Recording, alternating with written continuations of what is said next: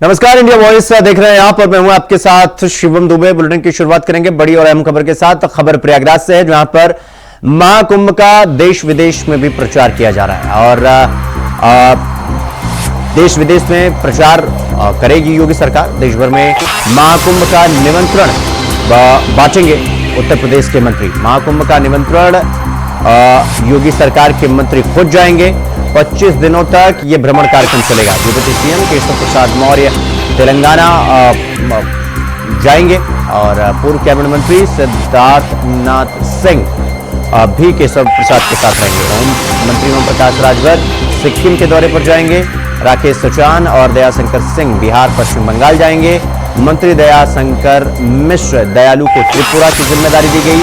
दिल्ली, मुंबई, जयपुर, हैदराबाद जैसे शहरों में रोड शो किया जाएगा। तो रोड शो कर माहौल बनाया जाएगा महाकुंभ का। तो ये बड़ी खबर हम आपको बता रहे हैं। पूर्व कैबिनेट मंत्री सिद्धार्थनाथ सिंह भी केशव प्रसाद मौर्य यानी डिप्टी सीएम के साथ रहेंगे। और आपको बता दें कि तेलंगाना, मुंबई और तमाम शहरों की जिम्मेदारी जो है वो डिप्टी सीएम केशव प्रसाद मौर्य के जिम्मे है। साथ ही आपको बता दें कि राकेश सचान और दयाशंकर सिंह को बिहार और पश्चिम बंगाल की जिम्मेदारी दी गई है, यानी कि वो पश्चिम बंगाल जाएंगे। मंत्री दयाशंकर मिश्र को त्रिपुरा की जिम्मेदारी दी गई है, दयालु को। और आपको बता दें कि दिल्ली, मुंबई, जयपुर, हैदराबाद जैसे शहरों में रोड शो किया जाएगा महाकुंभ को लेकर और पूरी तरह से महाकुंभ के पहले माहौल बनाने की कोशिश की जाएगी, यानी माहौल बनाया जाएगा। तो आपको बता दें कि पूर्व कैबिनेट मंत्री सिद्धार्थनाथ सिंह भी केशव प्रसाद मौर्य के साथ तेलंगाना जाएंगे न्योता लेके और महाकुंभ का निमंत्रण देने योगी सरकार के मंत्री अब धीरे धीरे निकलेंगे। और ये कार्यक्रम जो है वो 25 दिनों तक चलेगा, भ्रमण का कार्यक्रम। और डिप्टी सीएम तेलंगाना जाएंगे निमंत्रण लेके प्रयागराज का महाकुंभ का। तो देश विदेश में प्रसार करेगी योगी सरकार। तो देश भर में महाकुंभ का निमंत्रण अब यूपी के मंत्री बांटेंगे और इसकी जिम्मेदारी सभी को अलग अलग तरीके से सौंप दी गई है। तो इस खबर पर हमारे साथ हमारे सहयोगी रमन मिश्रा हमारे साथ लखनऊ से जुड़ गए हैं। रमन, महाकुंभ को भव्य बनाने के लिए देश विदेश में तो प्रचार होगा ही, किस तरह से यह प्रचार किया जाएगा और निमंत्रण को लेकर किसको किसको जिम्मेदारी दी गई है, किस किस राज्य की, और कितने दिनों का यह निमंत्रण का कार्यक्रम है, पूरा विस्तार से बताइए। जीवन जी, आपको बता दें कि इस बार का जो महाकुंभ हो रहा है वो आज तक के इतिहास का सबसे बड़ा आयोजन हो रहा है। और यहाँ यही नहीं, पूरे देश में हमारा देश जो है बड़े बड़े कार्यक्रमों के लिए जाना जा रहा है, लेकिन महाकुंभ का जो आयोजन है वो सबसे बड़ा होने वाला है। लगभग 6,000 करोड़ का बजट यहाँ पर अलॉट है और 2 महीने पहले से कार्यक्रम चल रहे हैं। ज्यादा से ज्यादा लोग यहाँ पर डुबकी लगाएं, इसलिए बहुत ज्यादा प्रयास हो रहा है। अब योगी सरकार ने सीधा अपने मंत्रियों को ये निर्देश दिया है और सबकी ड्यूटी लगाई है कि मंत्री लोग हर राज्य में जाएं और वहाँ के मुख्यमंत्री, उप मुख्यमंत्री, राज्यपाल और जो भी प्रतिष्ठित लोग हैं वहाँ के, चाहे व्यापारी हो जिसका बिजनेस में हो या फिर किसी भी विशेष क्षेत्र में, मान लीजिए कोई महाराष्ट्र में जाता है तो वहाँ फिल्मों से जुड़े जो भी लोग हैं उन्हें निमंत्रण दिया जाएगा और महाकुंभ में वहाँ उन्हें बुलाया जाएगा ताकि वो भी इस आस्था के जो ये संगम है उसमें डुबकी लगाएं और ज्यादा से ज्यादा लोग इस बार महाकुंभ यानी प्रयागराज की नगरी में वहां पर स्नान कर पाए। आप रमन, जिस तरह से अब तमाम शहरों में मतलब अलग अलग राज्यों में जाकर मंत्री आमंत्रण देंगे, उनको बुलाया जाएगा, क्या कुछ तैयारी की गई है फिलहाल? और रोड शो भी करने की बात कही जा रही है इस महाकुंभ में, इसकी जिम्मेदारी किसके पल्ले? बिल्कुल रोड शो होगा। रोड शो में हो सकता है मुख्यमंत्री भी वहां पर रहे और जितने भी पूरी कैबिनेट वहां पर रहेगी। और खासकर महाकुंभ में इस बार प्रधानमंत्री जो भी केंद्र की कैबिनेट है वो भी रहेगी। उन्हें भी निमंत्रण देने के लिए अपने मंत्रियों की ड्यूटी लगाई गई है और वो ड्यूटी शुरू भी हो गई है। कुछ मंत्री अपने कार्य पर निकल चुके हैं। तेलंगाना में आज डिप्टी सीएम केशव प्रसाद मौर्य और पूर्व मंत्री सिद्धार्थनाथ सिंह ने पहुंचकर वहां के मुख्यमंत्री रेवंत रमन रेड्डी को वहां पे निमंत्रण पत्र सौंपा है और साथ में उन्होंने सिफारिश की है कि वह अपनी पूरी कैबिनेट के साथ में महाकुंभ में आए और इस आस्था के जो ये संगम है उसमें डुबकी लगाएं और जिससे कि संदेश जाए कि महाकुंभ का जो ये इस बार दिव्य आयोजन हो रहा है, ऐसा कभी नहीं हुआ है। और रमन, अब चूंकि हम लगातार देख रहे हैं कि मुख्यमंत्री का पूरा फोकस वो महाकुंभ पर है, क्या कुछ तैयारी की गई है और प्रधानमंत्री कब आने वाले हैं, कब तक की डेडलाइन है पूरा तैयारी करने की? अभी तक कितना काम हो चुका है, कितने अधिकारियों का वहां पर निरीक्षण और परीक्षण किया जा चुका है, क्या कुछ इसको लेकर जानकारी आपके पास? आपको बता दें कि वहाँ परीक्षण स्पेशल ड्यूटीज भी वहाँ पर आईएएस और पीसीएस अधिकारियों की लगाई गई हैं, जो मेला व्यवस्थापक रहेंगे। और साथ में आपको बात करें वहाँ के विकास कार्यों की, तो लगभग 2 महीने से वहाँ पर विकास कार्य जारी है। जो भी सड़कें हैं वो बन चुकी हैं और सड़कों के किनारे जो भी डिवाइडर हैं, और जितना खूबसूरत बनाने के लिए बहुत सारी पूरे शहर में पेंटिंग्स बनाई जा रही हैं, ताकि वहाँ पर आध्यात्मिकता का केंद्र दिखे। और जो भी व्यवस्थाएं श्रद्धालुओं के लिए हो सकती हैं, चाहे वो टेंट सिटी हो और चाहे सभी लोगों को, चाहे मठ हो, अखाड़ा हो और आम लोग हो या वीआईपी टेंट हो, तो उनको कैसे अलग अलग स्थान उन्हें प्रोवाइड कराया जाएगा, ताकि वहाँ पर, क्योंकि ये स्नान है ये लगभग 1 महीने तक चलता है। बहुत पहले से लोग श्रद्धालु वहाँ पर पहुँच जाते हैं, बड़े बड़े वहाँ पर जो संत महात्मा हैं अपना वहाँ पर डेरा डाल देते हैं। इसके चलते व्यवस्था बहुत पहले से करनी पड़ती है। अभी बीते दिन ही पूरी ड्यूटी लगभग 12 से 15 पीसीएस अधिकारियों की ड्यूटी वहाँ पर तैनात कर दी गई है, जो वहीं की अब ड्यूटी करेंगे, वो और कहीं पर भी काम नहीं करेंगे जब तक स्नान नहीं हो जाता है। रमन, तो यानी ये कहा जा सकता है कि मुख्यमंत्री का पूरा फोकस इस वक्त, क्योंकि हम देख रहे थे कि जब कैबिनेट की बैठक की गई थी उत्तर प्रदेश में, तो मुख्यमंत्री का पूरा फोकस उस बैठक में भी महाकुंभ था और इसमें केंद्र सरकार का बड़ा सहयोग मिल रहा है। तो यानी कि महाकुंभ को एक तरीके से महा त्योहार बनाने की कोशिश की जा रही है और शायद यही वजह है कि सभी मंत्रियों को लाइन पर लगा दिया गया है कि आप इस राज्य में निमंत्रण लेके जाएंगे, आप इस राज्य में, सबको अपनी अपनी जिम्मेदारी सौंप दी गई।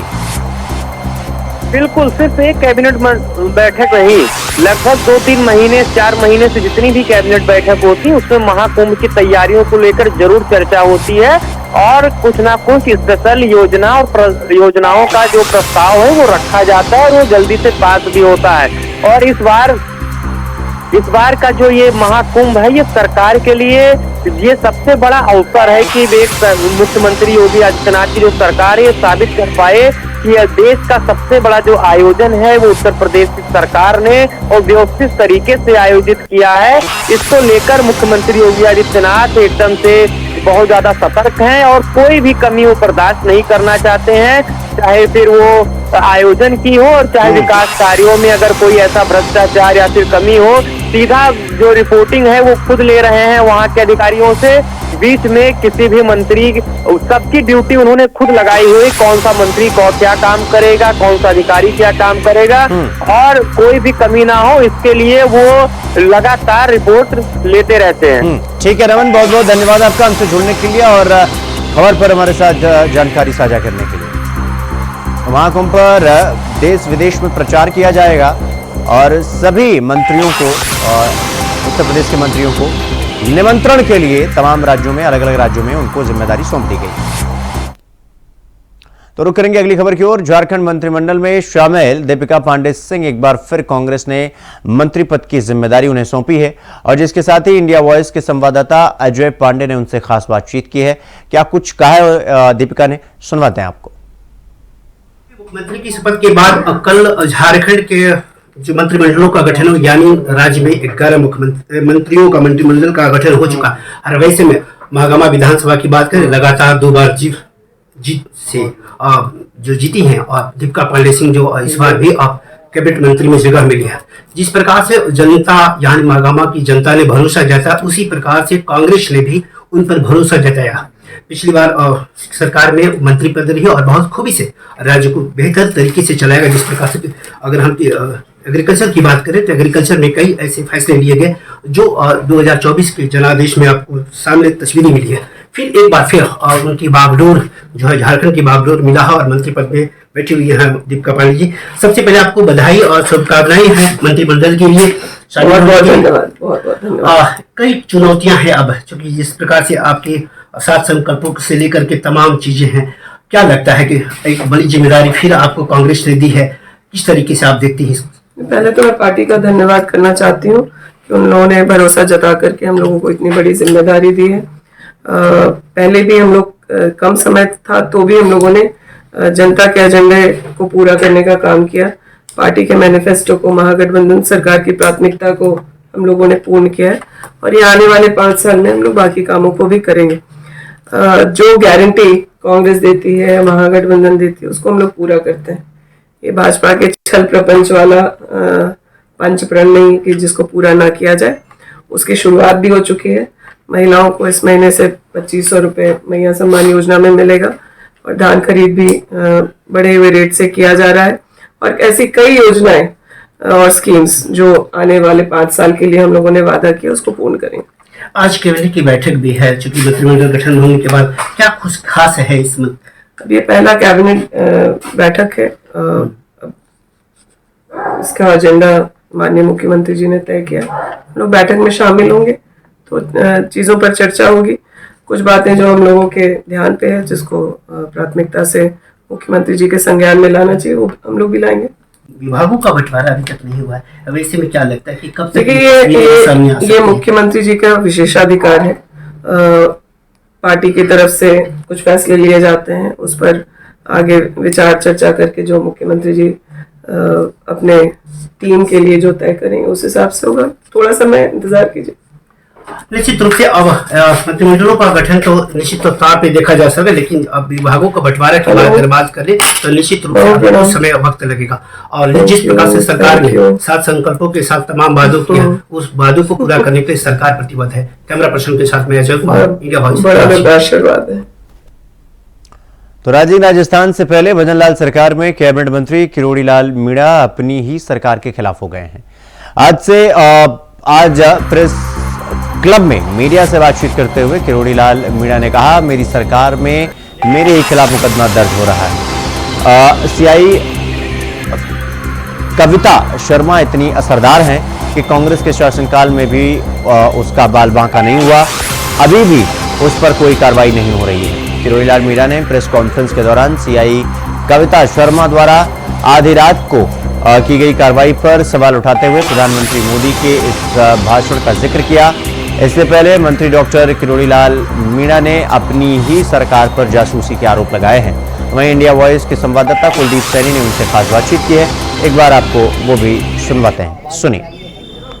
किरोड़ी जी, इस पूरे घटनाक्रम ने बताया जो 2 दिन में जो कविता शर्मा वाला मैटर हुआ है उसके बारे में बताएं। तो आपको पता है जी, पूरा घटनाक्रम बताएं। जिस प्रकार इंटेलिजेंस को रिपोर्ट दी गई, आपका बयान आया था कि मेरे खिलाफ साजिश की जा रही है। वो तो है, बताओ आप ये बताओ, मैं ये कर सकता हूँ कि मेरे प्रधानमंत्री के काफिले पे तो किसी कारण से तो रिपोर्ट गई होगी, कोई तो रीजन रहा होगा किस तरह की रिपोर्टें गई है। तो ये सरकार पता करे। सरकार तो आपकी ही है। हाँ, तो सरकार को सरकार कह रही है ना, जैसे बेटा बाप को कहता है, सीएम हमारे मुखिया है, मैं उनका मंत्री हूँ, वो पता करें किसने गुमराह किया उनको और जिन्होंने किया उनके खिलाफ कार्रवाई करें। जवाहर सिंह मैडम से आपकी मुलाकात के बाद में 2 दिन हो गए, अभी तक कोई कार्यवाही नहीं हुई। तो क्या सरकार नहीं चाहती? मुख्यमंत्री जी व्यस्त हैं और मुख्यमंत्री जी के चारों तरफ ऐसे अधिकारी हैं जो गुमराह कर रहे हैं। कौन वो अधिकारी है? छनते छनते बात पहुंचेगी, मैं मेरे अध्यक्ष जी से पूछ के बताऊंगा आप। जी, राइजिंग राजस्थान में आप जाएंगे? जाऊंगा ना। विपक्ष लगातार हमला कर रही है कि अंदरूनी बातें बाहर आ रही है और किरोड़ी जी की सुन नहीं रहे हैं मुख्यमंत्री। ये बात सुनने की नहीं, अंदरूनी नहीं, भीतरी बार बाहर आ रही है। वो जो मंजू शर्मा है उसको घर से बाहर निकाल के लाए, गलत। अंकिता गुजर है, उसको घर पे तोड़ फोड़ कर दी खिड़की की, दरवाजे की, तो गैर कानूनी थी, वो बताई थी। बाहर की बात भीतर तक जानी चाहिए, सीएम तक। ये साल भर हो गए आपकी सरकार बने हुए, लेकिन अभी तक ऐसा ही भर्ती वाले मैटर लगातार बढ़ रहा है, लोगों को धरना करना पड़ रहा है और इवन खुद को आपको सरकार से लड़ना पड़ रहा है। नहीं, लड़ना नहीं पड़ रहा, कहना पड़ रहा है, तो कहना चाहिए, उसमें क्या दिक्कत है? साल भर लग गई कहने में, साल भर तक अभी तक एक भी कार्रवाई नहीं हो पाई इस मैटर में। लग जाता है कई बार, अपन घर में भी कोई बात कहते हैं तो उसमें भी समय लग जाती है, जिसमें तो सरकार का काम। क्या विपक्ष को मौका नहीं मिल रहा है ऐसी चीजों से? विपक्ष तो सो रहा है, काय का मौका मिल रहा है। बड़ी घटना हो गई समरावता में। फिलहाल यहां पर रुकेंगे एक छोटे से ब्रेक के लिए। खबरों का सिलसिला जारी है, फौरन लौट रहा है। तो ब्रेक के बाद एक बार फिर आप सबका स्वागत है मेरे साथ। रुक करेंगे अगली खबर की ओर। बाबरी मस्जिद विध्वंस को आज 32 साल हो गए और इसी को लेकर प्रदेश भर में पुलिस प्रशासन हाई अलर्ट पर रहा। इसी के मद्देनजर मेरठ में भी पुलिस प्रशासन हाई अलर्ट पर रहा। चप्पे चप्पे पर पुलिस तैनात रही। एडीजी, डीआईजी, एसएसपी सड़कों पर निरीक्षण करते हुए नजर आए। साथ ही संवेदनशील इलाकों में ड्रोन से निगरानी की गई और फोर्स की तैनाती भी की गई। सोशल साइट्स पर भी पुलिस ने पैनी नजर बनाए रखी। वहीं एसएसपी ने निर्देश दिए कि माहौल बिगाड़ने वालों से सख्ती से निपटा जाएगा। एसएसपी ने बताया कि मस्जिदों में शांतिपूर्ण तरीके से नमाज अदा की गई। पुलिस प्रशासन सुबह 4 बजे से ही अलर्ट मोड पर रहा। मेरठ को 7 जोन और 31 सेक्टरों में बांटा गया था।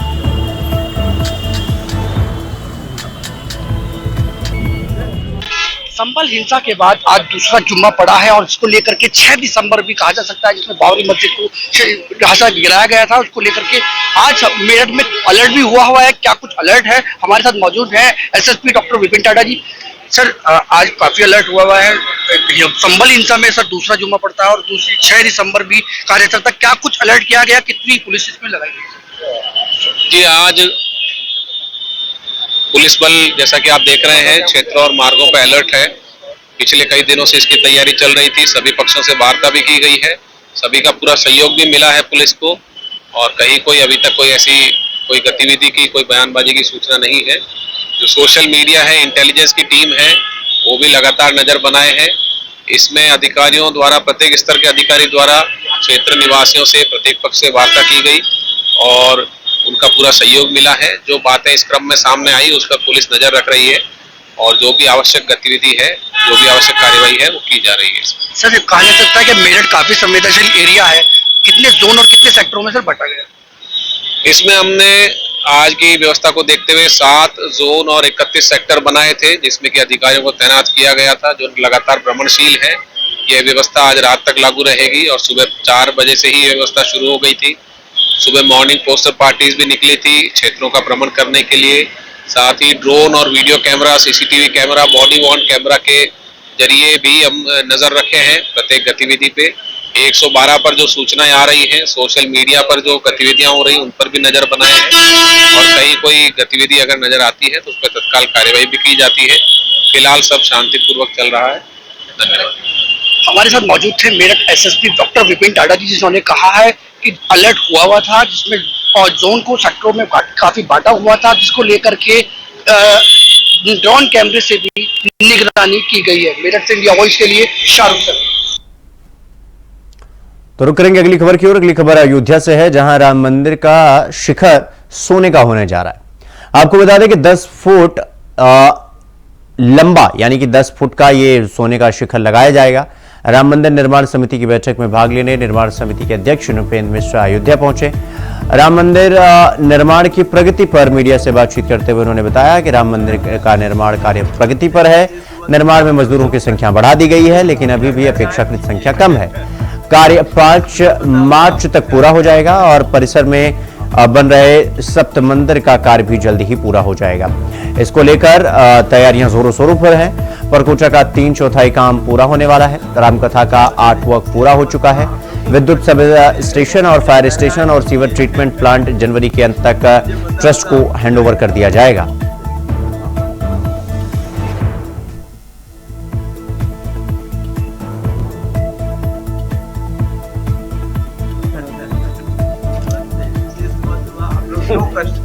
शिखर जो है वो स्वर्ण से नहीं मणित होगा, लेकिन उसका जो लगभग आप सबसे ऊंचा जो शिखर का होगा उससे नीचे लगभग आप यूं अनुमान लगाएं कि करीब 10 फीट तक उस पे स्वर्ण लगाया जाएगा। ये कार्य प्रगति पर है। अच्छा जो समय सारणी बनाई गई है उसके अनुकूल ही है।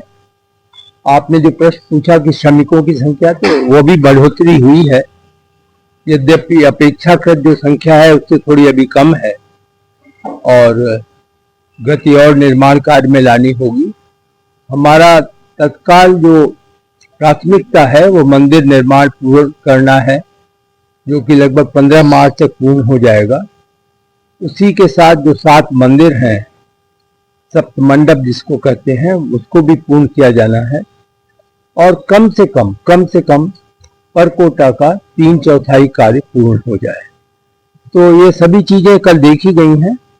जो लोअर प्लिंथ पे रामकथा बनाई जा रही है, जो कि स्टोन पे कार्व होकर के लगेगी, वह भी शुरू हो गया है कार्य। लगभग 500 फीट जो है वो लंबाई में उसका मैं कहूँ तो आर्ट वर्क पूरा हो गया है, पत्थर पे कार्य पूरा हो गया है और उसको लगाए जाने की व्यवस्था की जा रही है। कुल मिलाकर के प्रगति संतोषजनक है और हम जो जैसा अपेक्षा कर रहे हैं उसके अनुकूल है। तो सोशल मीडिया पर आपने भी कई बार देखा होगा, अक्सर खाने पीने की चीजों में थूकने और यूरिन करने का वीडियो वायरल होता रहता है और आजकल ये ट्रेंड बन चुका है। न जाने क्यों ऐसे लोगों को ऐसा करने में आनंद आता है। हालांकि पुलिस के संज्ञान में आने पर इन लोगों पर कार्रवाई भी की जाती है, फिर भी ऐसे लोग इस कार्रवाई से सबक नहीं ले रहे। और ऐसा ही एक मामला मेरठ के जानी खुर्द से सामने आया है, जहां सोशल मीडिया पर एक वीडियो तेजी से वायरल हो रहा है। वीडियो में युवक तंदूर की रोटी बना रहा है, युवक रोटी पर थूकता हुआ दिखाई दे रहा है। सोशल मीडिया पर यह वीडियो गांव पस्तरा का बताया जा रहा है, जहां शादी प्रोग्राम है और कुछ ग्रामीणों ने युवक का वीडियो बनाकर सोशल मीडिया पर वायरल कर दिया और रोटी पर थूकने वाले युवक को पकड़ लिया। जानी थाना प्रभारी पंकज कुमार सिंह ने बताया कि रोटी पर थूकने वाले युवक के खिलाफ मुकदमा दर्ज किया जा चुका है।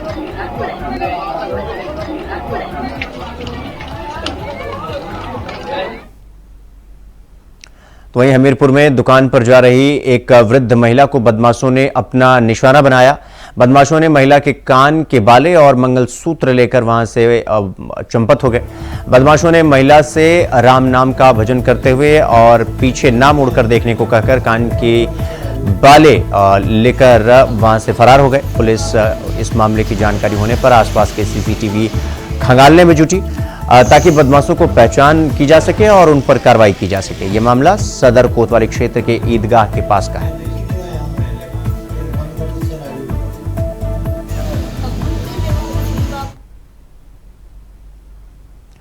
तो रुक करेंगे अगली खबर की ओर। अगली खबर जालौन से है, जहां से दिल दहला देने वाली घटना सामने आई है। आपको बता दें कि पति अपने पत्नी और उसके प्रेमी की हत्या कर दी। दरअसल पति देर रात घर लौटा तो उसने अपनी पत्नी और उसके प्रेमी को आपत्तिजनक स्थिति में देखने के बाद उसने अपना आपा खोल दिया और दोनों को मौत के घाट उतार दिया। मौके पर पहुंची पुलिस ने दोनों शव को कब्जे में लेकर पोस्टमार्टम के लिए भेज दिया और घटना की सूचना मिलने पर गांव में हड़कंप मचा। मृतक का प्रेमी गांव का ही रहने वाला बताया जा रहा है।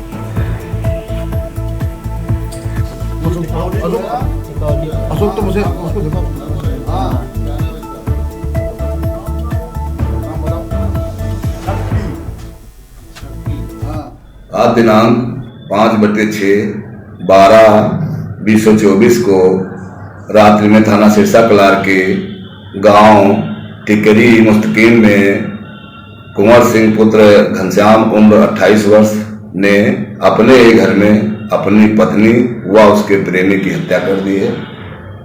दोनों के शवों को बाद फील्ड यूनिट एफएसएल व पंचनामा के पोस्टमार्टम में भेज दिया गया है। अभियुक्त को हिरासत में ले लिया गया है तथा पूछताछ की जा रही है। तो इसी खबर के साथ बुलेटिन में इतना ही। देश और दुनिया की तमाम खबरों को देखने के लिए देखते रहिए इंडिया वॉइस। नमस्कार।